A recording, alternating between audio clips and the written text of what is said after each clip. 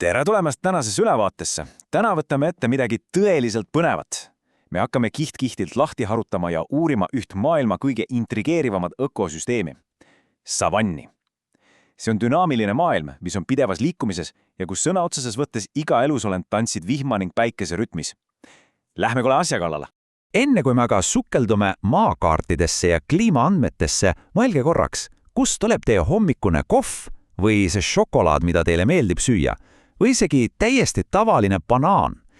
On tegelikult päris uskumatu mõelda, et paljud meie kõige lemmikumad igapäevased toiduained pärinevad just nimelt sellest samast bioomist, mida me täna uurime.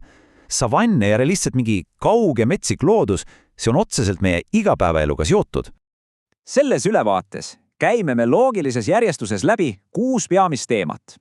Me alustame savannide asendist ja kliimast, vaatame üle mullastikku ja taimestikku, uurime sealtset loomastikku, heidame pilgu inimtegevusele, räägime tõsistest keskkonnaprobleemidest ja lõpetuseks puudutame kriitilist Saheli kriisi. Alustame siis kohe esimesest osast, asend ja kliima. Kus need savannid üldse asuvad? Kui me vaatame kaarti, siis on selgelt näha, et savannivööndid ümbritsevad maakera ekvatori lähedal, jäädes peamiselt 10. ja 20. laiuskraadi vahele. Need on absoluutselt tohutud alad. Suurim ja tuntuim osa neist asub Aafrikas, aga nad ulatuvad mastaapselt ka üle Lõuna-Ameerika ja Austraalia. Mis aga seda keskkonda tõeliselt defineeriv on äärmuslik kliima. Savannis on laias laastus vaid 2 aastaaega ja nende vahel valitseb tohutu kontrast. Üks on äärmiselt vihmane suvi, mil võib maha saada lausa 1000 mm vett, teine aga halastamatult kuiv ja põunane talv. See märja ja kuiva karm vaheldumine ongi kogu savanni elurütmi peamine mootor. Et aru saada, kui võimas see vihmaperiood tegelikult on, kujutage ette, et kui pikk põud lõpeb ja vihmad lõpuks saabuvad, võivad savanni kõrrelised kasvada lausa hämmastavad 25 sentimeetrit ühes ainsas päevas. Jah, te kuulsite täiesti õigesti, vaid mõne päevaga muutub elutu ja tolmune pruun maastik lopsakaks roheliseks mereks. Liigume edasi teise osa juurde, mullastik ja taimestik. Kuidas sellises äärmuslikus kliimas üldse miski kasvab? Kuna savanni kliima on nii ekstreemne, küpseb maapind pika põua ajal lausa kivikõvaks. See aga tähendab, et kui need intensiivsed vihmavalingud lõpuks tulevad, ei suuda vesi kohe maasse imbuda. Tekib tugev vooluvesi, mis uhub laguneva orgaanilise aine kiiresti sügavamale punakas-pruuni mulda. Et sellises karmis keskkonnas ellu jääda, pead sa olema tõeliselt nutikas ja taimed seda ongi. Ikoonilised puud, nagu näiteks akaatsiad ja ahvileivapuud, on välja arendanud lausa ulmelised kohastumused. Kuivaperioodiks langetavad nad oma lehed, neil on väga sügavale ulatuvad juured, paks koor ning muidugi teravad aslad, mis aitavad oma väärtuslike lehte näljaste loomade eest kaitsta. See toobki meid 3. teemani, savanni loomastik. See on elu, mis on pidevas liikumises. Mulle isiklikult tohutult meeldib see kontrast, mida me savannis näeme. Ühelt poolt on meil suured ja majesteetlikud rohusööjad, näiteks seebrad, kes rändavad ringi massiivsetes karjades. Ja samal ajal otse nende kapjade all teevad oma rasket tööd mikroskoopilised ökosüsteemi insenerid, termiidid. Nad ehitavad hiiglaslikke savispesi ja lagundavad orgaanilist ainet. Uskuge mind, ilma nendeta savann lihtsalt ei toimiks. Mäletate seda märja ja kuiva hooaja vaheldumist? See toimib just kui hiiglaslik bioloogiline kell, mis käivitab ühed maailma kõige suurejoonisemad sündmused, nagu näiteks miljonite gnuude rände. Need loomad liiguvad lakkamatult täiesti sünkroonis vihmadega, otsides uut rohtu ja vett. See on uskumatu eluring.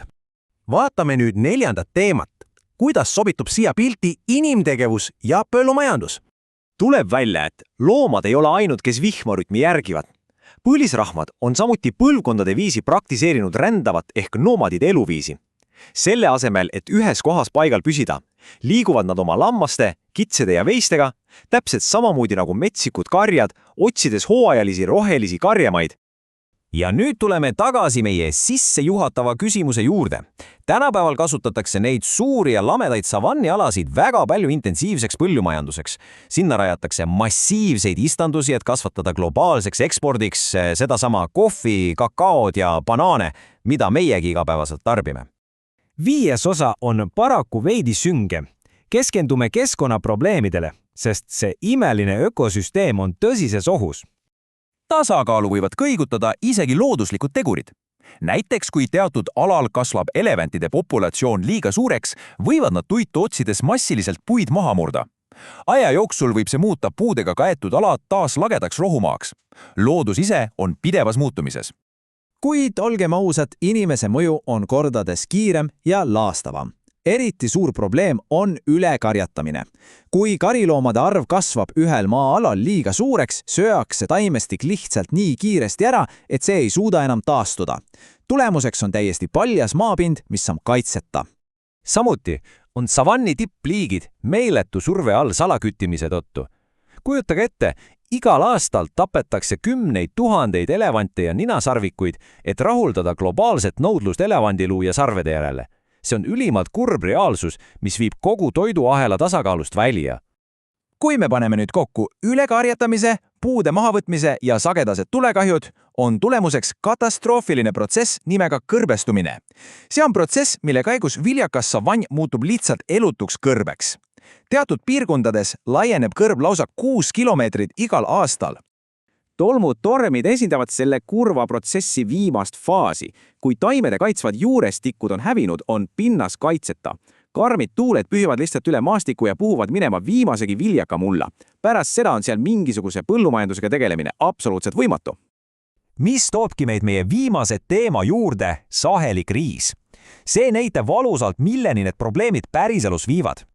Sahel on väga õrm üleminekuvöönd, mis asub otse hiiglasliku Sahara kõrbe ja rohelisema savanni vahel. Praegu on see tsoon keskkonnakriisi absoluutne epicenter. Kasvav rahvaarv ja pidevalt peale tungiv kõrbeliiv on tekitanud sinna ühe maailma suurimatest ja traagilisematest näljaääda piirkondadest. Selle ülevaate lõpetuseks tahan ma jätta teid mõtlema ühele kriitilisele küsimusele.